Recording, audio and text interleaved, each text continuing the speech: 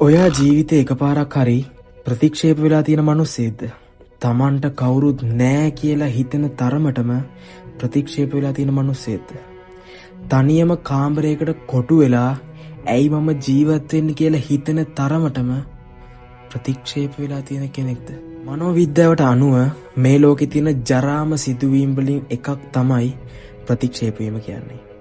Taman පණටත් වඩා ආදරය කරන මිනිස්සුම තමන්ව ප්‍රතික්ෂේප කරන එක දරාගන්න හරි අමාරු දෙයක්. ඒ වගේ වෙලාවට ආදරේ දැනෙන්නේ මහ රූස්ස ගස් පවා බිමට ඇදලා දාන සියුම් පිහිටුඩක් වගේ.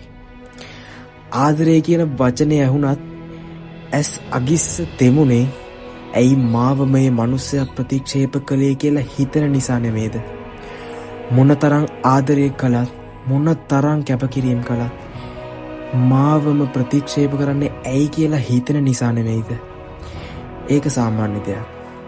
ඔයා නොදන්න දේ තමයි ඕනම පැලයකට වුණත් ඕනවට වඩා වතුර දැම්මොත් ඒ පැලේ මැරෙනවා කියන එක. ඔයා හිතනවද ආදරය කියන කාරණාව ඇතුලේ විතරක් ඒ කාරණාව වෙනස් වෙයි කියලා? නිකමට හිතලා බලන්න. දැන් ඔයාලව ප්‍රතික්ෂේප කරන්නේ ඔයාලා මේ ලෝකේ වැඩියෙන් ආදරය කරන මනුස්සයා නෙමෙයිද? ඔයා දුක් විඳිනවට සාපේක්ෂ ආදරයක් ඒ මිනිස්සු වෙනුවෙන් ඔයාට නැද්ද? තේරුම් ගන්න.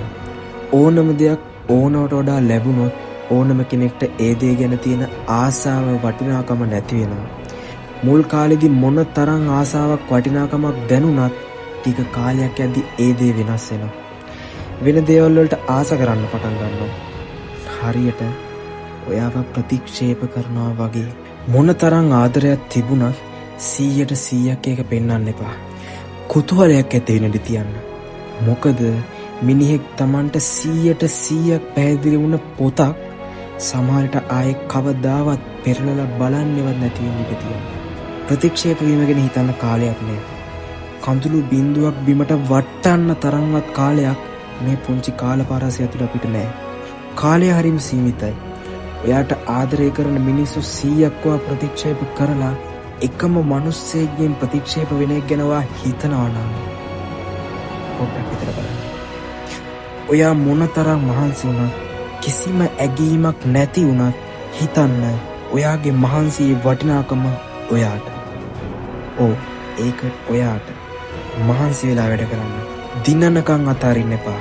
ඔයා දිනපු දවසට ඔයාව එපා කියපු මිනිස්සුම කාටත් කලින් ඔයාට අප්පුඩි ගහයි. හොඳින් මතක තියාගන්න.